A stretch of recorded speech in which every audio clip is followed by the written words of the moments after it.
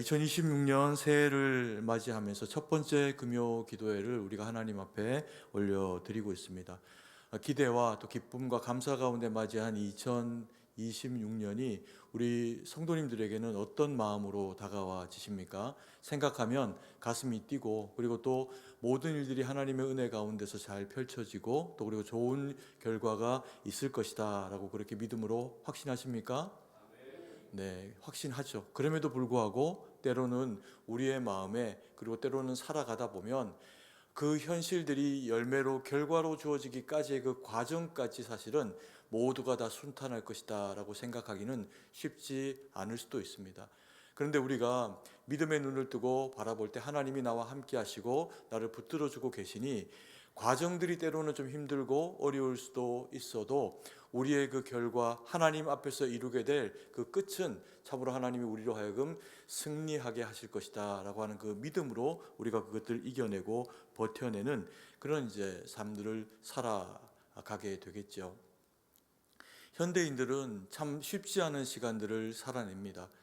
바쁜 일상들과 또 직장 가운데에서 있게 되는 그 경쟁 구도와 여러 가지 면에서 참 쉽지 않은 그런 그 삶을 살아가고 있는 것이 우리 현 세대의 사람들이 살아가고 있는 삶의 모습입니다. 그것만 아니라 고단하게 치러내야 되는 여러 가지 여건들, 또 자녀의 일들, 또 부모님의 일들, 내 가까운 사랑하는 사람들의 그런 그 일들을 생각하면 우리의 마음이 참 답답하고 힘들 때가 있는 것이 사실입니다. 때로는 그 마음의 답답함이 마음의 병이 되기도 하고 육체의 연약함을 건드리기도 하는 스트레스로 그렇게 작용을 하기도 하죠. 그래서 어떤 선전 광고에 보면, 약을 선전하는 광고에 보면 그런 그 광고가 있습니다. 두려움을 아니다. 불안을 이기는 사람은 없다. 그런데 불안을 이기는 약은 있다. 이러면서 안정액이라고 하는 약이 TV 선전 나오는 모습, 그 문구 참 잘 만들었다 이런 생각이 들더라고요. 그런데 우리가 우리 삶에서 우리를 불안하게 만들고 두렵게 만드는 그 불안감을 잠재우면 문제가 해결이 됩니까? 그렇지가 않죠. 그 불안감을 약을 먹고 잠재운다고 하더라도 불안의 그 현실이 우리에게 점점 더 다가와져서 우리를 짓누르고 넘어뜨리는 어떤 그런 그 현재의 현실의 어떤 상황이 되면, 그때 정말 우리의 그 마음 가운데서는 그 불안함과 그 두려움이 증폭되어지는 그런 이제 결과를 맞이하게 되는 그런 그 경우도 있습니다. 그런데 이 두려움이라고 하는 단어를 생각을 하면요, 이 말 자체가, 어감 자체가 좀 부정적인 측면들을 가지고 있습니다. 그래서 이 두려움이 우리가 더 생각하지 않아도 나쁜 것이겠구나라고 그렇게 생각을 하고, 성경에서도 염려하지 마라, 내일의 염려는 내일에게 맡기고 그렇게 더 염려하지 마라라고 말씀을 하고 계시기 때문에 우리가 이 두려움을 굉장히 부정적인 시각과 그런 그 태도로 바라보거나 대하게 되는 것이 일반적인 두려움에 대한 그런 그 이해입니다. 그런데 우리가 이 두려움이라고 하는 것이 그저 그렇게 나쁜 것이기만 한 것인가 라고 생각을 해보면 그렇지 않습니다. 이 두려움이 없으면요, 다치거나 상하는 일들이 많이 빈번하게 생길 수가 있습니다. 우리가 아이들을 키워보면 아이들이 엄마 아빠 배우고 난 이후에 한 세네 번째 정도로 배우는 말 중에 하나가 뭔지 아십니까? 나이가 더 들어가지고 아이 때 그 시절을 지나고 나면요, 써먹지도 않는 말입니다. 그런데 어릴 때 우리가 아이들에게 가르칩니다. 그거 하면 안 돼 라고 하면서 두 자로 뭐라고 하죠? 지지 이렇게 이야기합니다. 지지라고 해서 그것 하지 마라, 그것 위험하니까 만지지 마라, 그러면서 아이가 어떤 날카로운 것이나 뜨거운 것이나 위험한 어떤 것을 손을 대어 만지려고 할 때 엄마가 정말 번개처럼 나타나가지고 아이를 가로막으면서 그것에 손을 못 대게 할 때 하는 말이 지지라고 하는 겁니다. 그대로 놔두면 어떻게 될까요? 아이가 거기에 손을 대게 되고, 그래서 베이거나 그 연약한 피부에 화상을 입게 되면서 흉이 지게 되는 그런 그 일들이 생길 수가 있겠죠. 그래서 이 두려움이라고 하는 것은 사실은 연약한 인간이 스스로를 보호하기 위한 그런 그 방어 기제입니다. 그래서 이걸 나쁘다고 그렇게 표현을 할 수가 있는 것만은 아닙니다. 그럼에도 불구하고 우리는 이 두려움에 대해서 부정적인 마음을 가지고 있고요. 그리고 두렵지 않고 좀 용감했으면 좋겠다, 이런 마음을 가지기도 합니다. 내 아이가 혹은 내가 이 상황 앞에서 좀 담대하고 용감했으면 좋겠다, 이런 마음이 들 때가 있죠. 그러면 용감하기만 하면 좋은 걸까요? 아이가 용감하면 많이 다칩니다. 그래서 우리가 이렇게 친구들이나 또 사회생활하면서 만나게 된 사람들의 이야기를 들으면서, 내가 어릴 때 뭐 이렇게 용감하고 막 이렇게 씩씩하게 뭐도 했고 이런 사람들의 이야기를 가만히 들어보면 엄청 고생한 겁니다.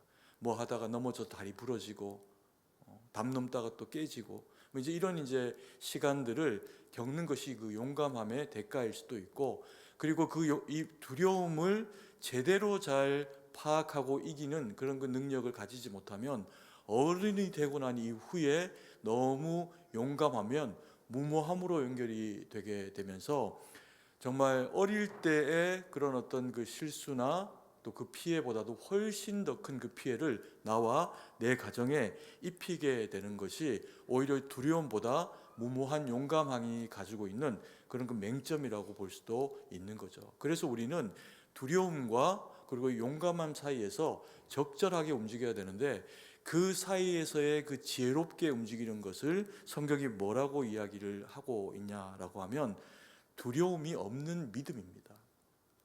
그래서 우리가 두려움이 없는 믿음 혹은 두려움을 이기는 믿음을 가져야 한다라고 성경이 그렇게 이야기하면서 두려워하지 말아라 라고 그렇게 말씀을 하고 계시는 거죠.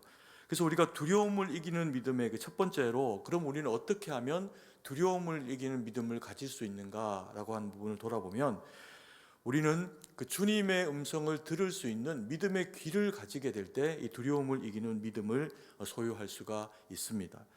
하나님이 우리와 함께하고 계신다라고 하는 그 말씀은 우리는 성경을 통해서 알고 있고 또 설교를 통해서도 매번의 시간 동안에 듣습니다. 그래서 우리가 어떤 고난과 어떤 상황 가운데 있어도 하나님이 사랑하시는 우리를 주님이 포기하시지 않기 때문에 하나님은 우리와 함께 하신다는 거죠. 그래서 이 하나님이 나와 함께 하신다라고 하는 이 믿음이 결과적으로는 두려움을 이기는 믿음이 된다는 겁니다. 그래서 오늘 우리가 읽은 이 본문의 말씀에도 보니까 두려워하지 말라라고 말씀하시면서 너는 용감해야 된다, 이렇게 이야기를 하고 계시질 않습니다. 뭐라고 이야기하십니까? 두려워하지 말라라고 말씀하시면서 어떻게 말씀하십니까? 내가 너희와 함께 하고 있다, 이렇게 말씀을 하시죠.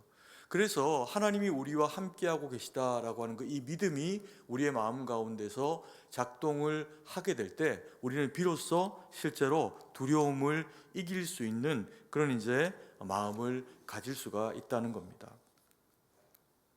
근데 우리가 이것이 정말 말처럼 그러면 두려움이 없어지는 믿음을 가져라 이렇게 이야기를 하면 그 믿음이 그냥 생기는 것인가 이렇게 이제 생각을 할 수가 있지만, 실제로는 그렇지가 않죠. 이 믿음이 없어서 두려운 게 아니고 있음에도 불구하고 현실을 살아가는 나의 삶의 그 무게가 너무 크고 무겁게 실제로 다가와지기 때문에 우리가 경험하게 되는 것이 이 두려움입니다. 믿음이 있어도 가지게 되는 것이 두려움입니다. 성경은 우리에게 그래서 그 두려움을 이기는 믿음을 가지라라고 하는데 희망을 주는 게 무엇이냐면요, 이 믿음이 나의 노력이나 혹은 어떤 이 고난을 이겨내는 어떤 그런 그 담대한 용기를 통해서 이 믿음이 생기는 것이 아니라 이 믿음이 하나님의 선물이다라고 성경이 그렇게 말씀을 하고 계십니다. 그래서 내 의지와 상관없이 하나님이 우리를 사랑하심으로 우리에게 허락하신 것이 예수님을 믿는 믿음이라는 거죠. 그래서 우리가 이 자리에 모여 계시는 기도하는 우리 성도님들은 한 분 누구나 예외 없이 주님을 믿는 분들입니다. 그러면 주님을 믿는 그 믿음을 가지고 계신 성도님들은 하나님의 두려워하지 말라라고 하는 음성에 귀를 기울일 수 있는 그 귀를 가지고 계신 분들이라는 겁니다. 그렇기 때문에 너희는 이 두려움을 이길 수 있다. 이렇게 이야기를 하고 계시는 거죠. 그 믿음의 씨앗과 그 믿음이 너희에게 있으니 너희는 두려움을 이기는 믿음을 가질 수 있다. 성경이 그렇게 말씀을 하고 계시는 겁니다. 그러면 이 두려움을 이기는 믿음은 어떻게 하면 가질 수가 있을까요? 먼저 이것은 말씀으로 우리의 그 내면과 영혼을 채울 때입니다. 우리의 이 마음이라고 하는 주님의 이런 그 영혼의 저장고에 하나님의 말씀이 채워지면 우리가 그 말씀을 붙잡고 이겨낼 수 있다는 거죠. 우리가 때로는 힘들고 어려운 일을 만나고 두려운 일들을 만나면 속이 시끄럽습니다. 혹은 내가 해결하고 싶지 않은 어떤 문제나 상황이나 사람을 대할 때도 속이 막 시끄럽고 힘듭니다. 그러면 뭐 누가 뭐라고 안 해도 힘겨움과 그 어려움들이 우리의 그 마음 가운데로 밀려 들어오게 되는 것을 경험하게 됩니다. 그럼 우리가 보통 어떻게 하나요? 그 순간을 넘어서려고 TV를 틀거나 아니면 음악 소리 볼륨을 크게 높이거나 아니면 딴 것을 하거나 책을 읽거나 이러면서 잠깐이라도 그 염려와 두려움을 좀 떨쳐내려고 그렇게 하는 경우들이 있죠. 근데 그런다고 해가지고 문제가 해결되지도 않고 그 두려움이 사라지지도 않습니다. 드라마가 끝나고 나면 혹은 그 음악이 끝나고 나면 잠깐 잊고 있던 그 두려움의 현실에 대한 어떤 염려와 걱정들이 밀물처럼 다시 밀려오게 되는 것이 우리가 가지고 있는 그 마음의 연약함의 현 주소입니다. 그때 믿음의 사람들은 그러면 어떻게 해야 될까요? 이 두려움을 이기는 믿음을 가지기 위해서 하나님 앞에 말씀을 펴야 됩니다. 내지는 주님 앞에 교회로 나와야 됩니다.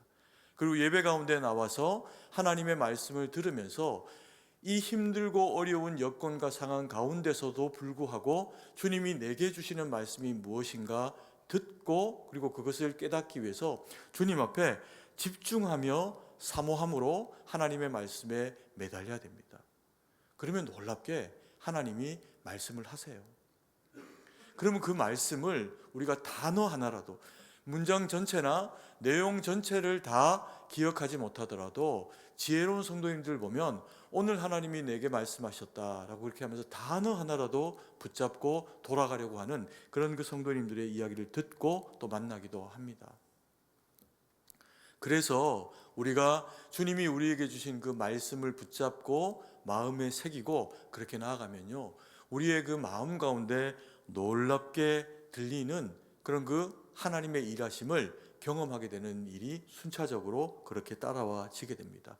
그래서 우리가 두려움을 이기는 믿음을 가지기 위해서는 다른 게 아니라 하나님 앞에 안테나를 세우고 그리고 주님의 음성에 귀를 기울이고 그 말씀을 내 마음에 새기는 겁니다. 귀로 들은 말씀을 마음판에 새기고 하나님 앞에 바로 서게 될 때 주님이 우리를 믿음으로 견고하게 하시는 그 세계 가운데로 인도하신다는 거죠. 그리고 두 번째로 두려움을 이기는 그런 그 믿음을 위해서는 두려움을 가지고 솔직하게 하나님 앞에 기도하러 나가는 믿음이 필요하다는 겁니다. 성경에는 수많은 믿음의 위인들이 등장을 합니다. 그런데 성경에 등장하는 수많은 위인들의 공통점이 뭔지 아십니까? 그들의 삶이 순탄하지 않았다는 겁니다. 우리가 바라는 것은 일이 잘 되어지고 일이 선하게 되어지는 것을 통해서 믿음이 좋은 것에 대한 증거를 삼기 원합니다. 다르게 표현하면 내가 믿음이 좋다라고 하면 내가 하는 그 모든 일들은 다 순적하게 손쉽게 그 일들이 이루어지게 될 때 우리는 그게 믿음 좋은 결과이기를 바랍니다. 그런데 성경은요, 그것과는 좀 다른 얘기를 합니다. 성경에 등장하는 모든 믿음의 인물들은, 예수님까지 모두의 믿음의 사람들은 힘겨운 삶을 살아가고 그 힘겨운 삶을 살아가는 중에 하나님의 역사하심을 경험한 사람들에 대한 이야기입니다. 그래서 우리로 하여금 뭐라고 합니까? 두려움과 고난이 있는 현실의 상황이 너희에게 주어지더라도 믿음의 사람들처럼 그것을 붙잡고 포기하지 말라는 겁니다. 요셉은 어떻습니까? 다윗은 어떻고요? 아브라함은 어떻습니까? 바울은 어떻습니까? 신구약의 모든 믿음의 사람들은 그 인생에 우리가 저렇게 살면 믿음으로 하나님 앞에 칭찬받고 좋은 사람일 수 있을까라고 생각하고 선택하라라고 하면 그 삶을 선택할 사람은 없을 겁니다. 요셉처럼 살면 총리가 될 것이다. 애굽 그 당시에 가장 강대국의 총리가 될 수 있을 것이다 라고 만약에 우리에게 그렇게 살라라고 한다면 요셉의 삶의 그 궤적 가운데서 가족 가운데 버림받고 노예로 팔려가고 감옥에 들어가고 억울한 일 당하고 그러고 나서야 간신히 꿈잘 꾸면서 총리가 된다. 그게 우리의 일이 된다라고 하면 그걸 내 이야기로 수용하고 싶은 성도님들은 계시지 않을 겁니다. 다윗은요, 정말 멋진 왕인데 젊은 시간 내내 죽을 뻔합니다. 그리고서 하나님 때문에 구사일생으로 죽지 않고 살아남아서 되어진 결과가 왕입니다. 그러면 이들은 어떻게 해서 두려움을 이기는 믿음을 가지고 실제로 그 두려움을 이겨내고 하나님 앞에 잘했다 칭찬받는 믿음의 사람들이 되었을까요? 이들의 공통점은 마음을 가지고 있는 것입니다. 우리도 있습니다. 어떤 마음? 하나님의 말씀을 사모할 뿐만 아니라 현재 가지고 있는 현실의 그 두려움을 가감없이 솔직하게 하나님 앞에 있는 그대로 상한 마음을 가지고 나아가는 심령입니다. 요셉이 얼마나 기도했겠습니까? 다윗이 얼마나 하나님 앞에 기도했겠습니까? 그래서 시편의 상당 부분의 이야기는요, 다 다윗의 마음 아리의 이야기입니다. 그래서 그 상한 마음을 가지고 자신의 현재의 현실에 그 모든 힘겨운 상황들과 이야기들을 주님 앞에 가지고 나가서 울며 기도했더니 하나님이 들으신 겁니다. 이사야의 경우는 어떨까요?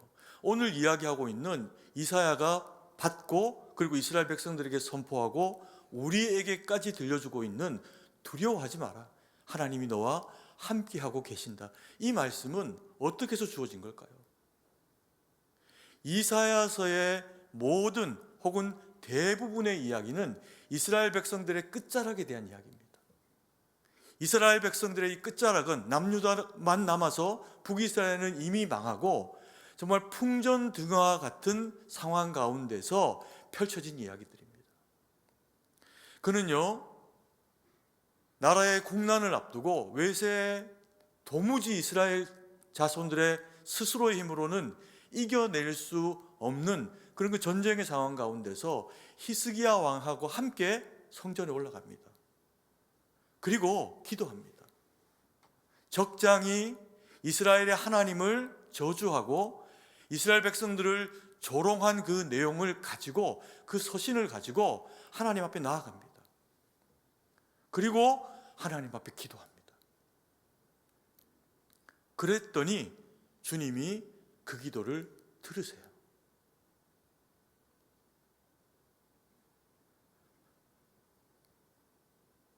한나는 어떻습니까? 원수 분인나가 그 마음을 격동하니까 어찌할 바를 모르고 하나님 앞에 나가서 서럽게 울며 기도하는데 너무 서러워가지고 목소리가 목 밖으로 입 밖으로 나오지도 못합니다. 그래서 울면서 서글퍼서 기도하고 있으니 제사장 엘리가 그걸 보고 확신합니다. 하나님이 너의 기도를 들으셨다. 그랬더니 그의 그 서러움이, 그의 그 미래의 막연함과 두려움이 하나님이 허락하신 사무엘이라고 하는 그 시대를 이끌어가는 위인을 품에 안는 믿음의 어머니가 됩니다. 우리가 두려움을 이기는 믿음은 딴 게 아니고요, 두려움을 가지고 나아가는 믿음입니다. 이스라엘 백성들이 포로로 끌려가고 돌아와야 되는 상황들을 또 맞이해야 하고 그 모든 일들을 이사야가 바라보면서 얼마나 그 마음이 힘들고 어려웠겠습니까? 환상을 보고 쓴 내용이 아닙니다. 꿈꾸다가 하나님께서 기록한 내용이기에는 내용이 너무 구체적입니다. 그러면 어떻게 해요? 하나님 앞에 기도하다 받는 겁니다. 하나님 앞에 기도하러 나아갔더니 주님이 말씀하시는 거예요. 우리가 일반적으로 기도를 어떻게 생각합니까? 내가 하나님 앞에 아뢰는 이야기라고 생각을 하죠. 그래서 내가 말하는 시간이니까 하나님의 음성을 듣는 시간은 아니라고 생각하는 경향이 있습니다. 근데 그렇지 않습니다. 기도는 내가 하나님 앞에 나의 상황과 상태와 여건과 두려움을 낱낱이 그대로 솔직히 아뢰어 고하면 주님이 그 가운데 역사하시고 그리고 말씀하십니다. 그래서 기도는 내가 하나님 앞에 아뢰는 시간이기도 하지만 동시에 알았다라고 말씀하시고 그래서 우리에게 말씀하시는 하나님의 음성을 듣는 시간입니다. 성도가 기도하는 그 기도는 당장 우리가 알아듣지 못할 수는 있어도 분명히 하나님은 그 기도를 들으시고 그리고 응답을 하신다는 겁니다. 그래서 기도를 드리고 나면 오늘도 어떤 문제, 어떤 상황들을 가지고 계신지 제가 다 알 수는 없지만 하나님 앞에 나의 마음을 토로하며 기도하면 그 기도하는 가운데 눈물이 펑펑 쏟아지기도 하고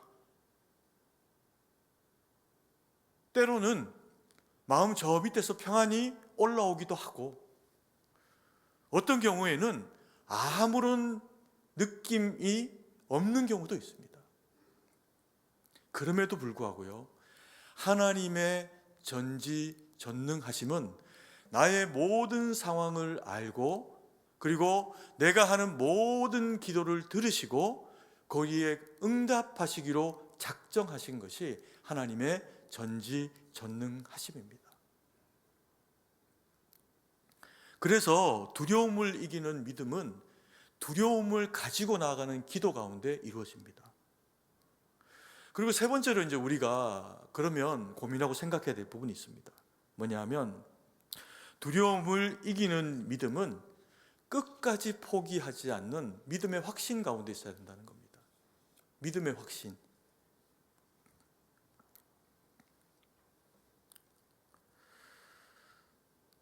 때로는 우리가 말씀을 듣고 그리고 마음에 새기면 그렇지 하나님이 나와 함께 하시지 라고 하는 믿음이 작동합니다. 근데 그리고 돌아가서 현실을 맞이하고 여전히 어느 한 구석 몸이 내 마음같이 움직이지 않고 연약해져 있는 어떤 상태와 현실을 경험을 하게 되면 들은 말씀이 자꾸 희미해지려고 합니다. 간절히 뜨겁게 하나님 앞에 기도하고 매달렸더니 주님이 마음 가운데 확신을 주시는 겁니다. 내가 너와 함께하고 있다. 내가 너 고친다. 네 모든 상황 가운데 내가 역사한다.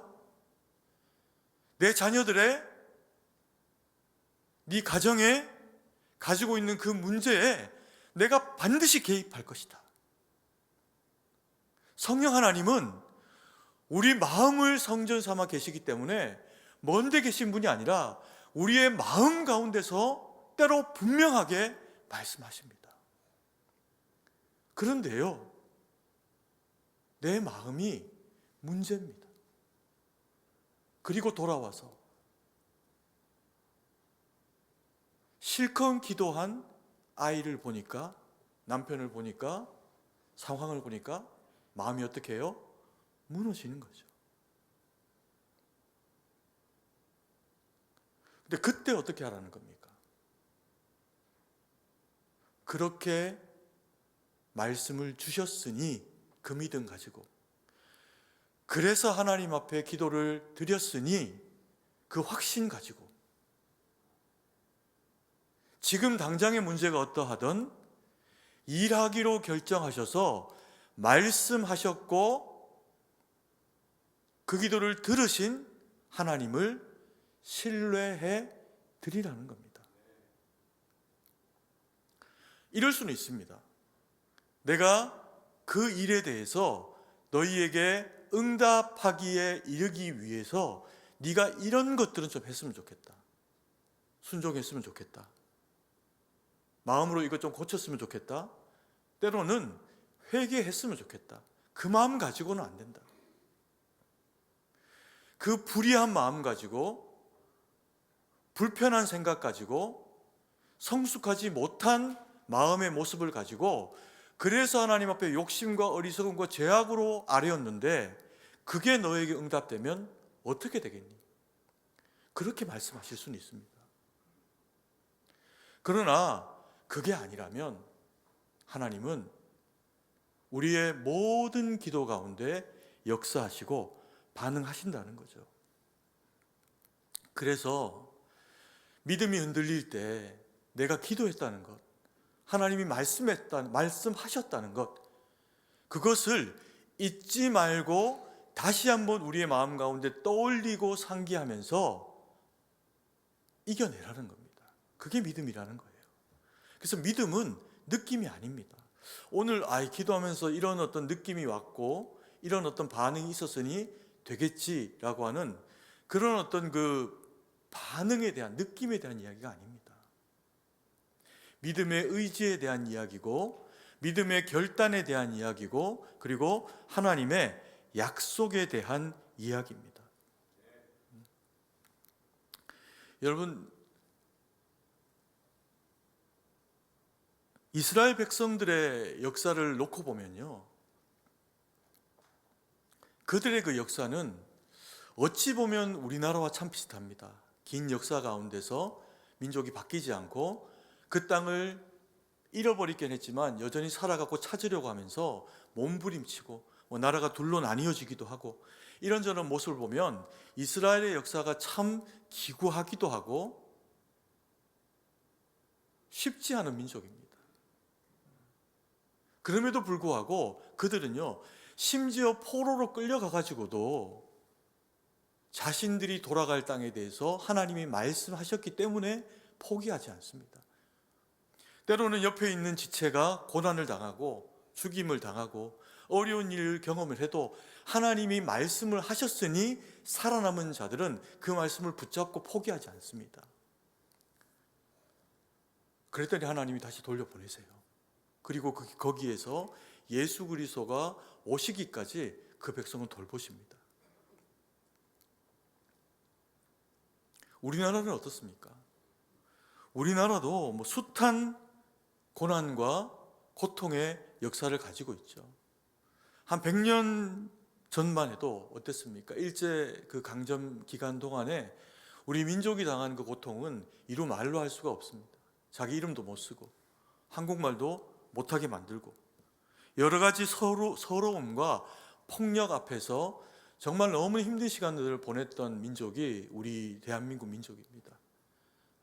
그런데 많은 독립운동을 하던 분들이 피를 흘리고 배신을 당하면서까지도 고난 가운데서도 나라를 지켜내려고 했죠. 근데 어떤 영화에 그런 그 대사가 있더라고요. 그 배신하고 그랬던 독립운동을 하다가 배신한 그런 그 사람에게 왜 그랬냐라고 이제 그렇게 하니까 몰랐다는 겁니다. 뭘? 이 나라가 독립이 될 줄을. 조선이 독립할 줄 몰랐지라고 그러는 겁니다. 그게 그 시절을 살아가고 있었던 사람들의 현실이었죠. 한 마을에서 한 사람이 독립운동하겠다고 일어나면 더 많은 사람이 그 사람을 고발하는 사람이 나왔답니다. 근데 어떻게 이 나라가 독립을 하고 지금 이렇게까지 회복된 나라가 되었을까요? 그 독립운동에는 정말 수많은 그리스도인들의 헌신과 기도가 있었습니다. 우리 승동교회가 그런 교회죠. 제가 예전에 어떤 독립운동을 연구하는 학자를 우리 교회 오고 나서 만난 적이 있었는데 그분이 그러시더라고요. 승동교회를 빼고 대한민국의 독립운동사를 쓸 수가 없다. 너무 수많은 독립운동가들이 거쳐갔고 또 그런 일들이 이루어졌다는 겁니다.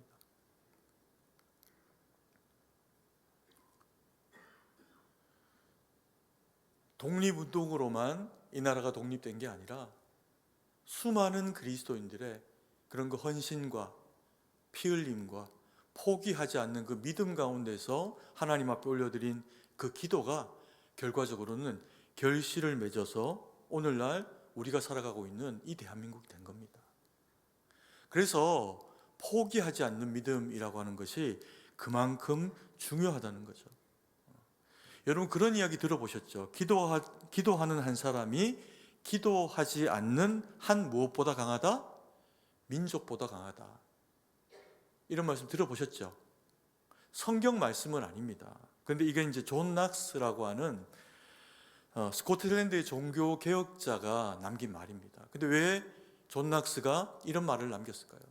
누군가는 믿음 때문에 화형을 당하고 누군가는 고난을 당하고 힘겹고 어려운 일을 당하지만 그럼에도 불구하고 기도하고 그 자리를 지켜오고 도망가고 피난 가서도 기도하면서 그 자리를 지켜낸 수많은 그리스도인들을 지켜보고 기도하던 자기 자신을 지켜본 존 낙스가 남긴 말입니다. 기도하는 한 사람이 기도하지 않는 한 민족보다 강하다. 이쯤 되면 우리가 오늘 주신 이 말씀 가운데서 짧은 한 구절, 두려워하지 말라. 하나님이 너와 함께 하심이라. 왜 두려워하지 말아야 된다고요? 하나님이 나와 함께 하시기 때문에. 하나님이 나와 함께 하시면 하나님이 나와 함께 하심을 믿는 우리를 위해 가지고 하나님이 나와 함께 하셔서 반드시 그 역사를 이루신다는 겁니다. 누가? 주님이.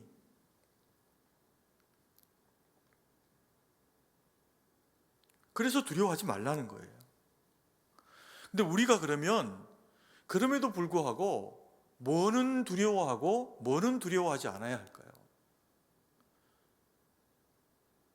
우리가 초반에 다루었지 않습니까? 쓸데없이 무모하게 용감하면 다칩니다. 망합니다, 진짜.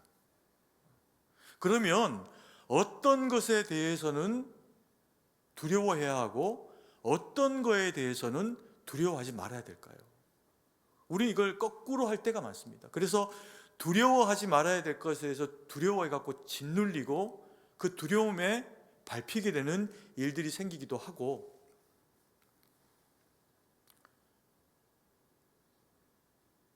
그럼 어떻게 해야 될까요? 우리가 두려워해야 할 것은 무엇일까요? 성경은 그렇게 이야기합니다. 두려워하지 마라, 내가 너와 함께 한다. 이사야에게 말씀하실 때 실제로 이사야와 이스라엘 백성들에게는 엄청난 고통과 힘겨움이 있는 현실을 가지고 있습니다. 근데 그걸 어떻게 하라고요? 두려워하지 말라. 그럼 우리에게 말씀하시죠. 믿음으로 살아가고 있는 너희가 너희에게 주어져 있는 그런 그 현재와 현실을 두려워하지 말라. 그건 두려워할 것이 아니라고 이야기합니다. 어제 제가 우리 교회 성도님 한 분을 신방을 갔습니다. 병원에. 지금 너무 어려운 상황이에요. 너무 힘드신 그런 그 상황 가운데 있는 겁니다. 그런데 우리에게 고백하시는 거예요. 자기 지금 걱정이 하나도 없대요. 저는 너무 걱정이 되는데, 믿음 없는 목사는 너무 걱정이 되는데 걱정이 하나도 없으시다는 거예요. 근데 그분의 그 믿음의 고백이 반대로 저한테 그분을 위해서 정말 간절하게 기도하게 만드는 에너지를 주더라고요. 하나님, 저 믿음대로 되기를 원합니다. 용감하지 않아요. 아니, 병이 걸려서 아픈데 어떻게 용감합니까?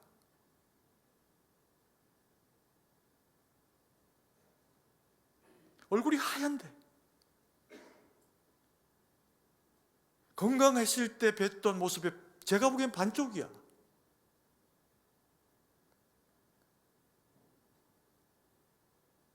믿음은 용감함을 이야기하는 게 아닙니다.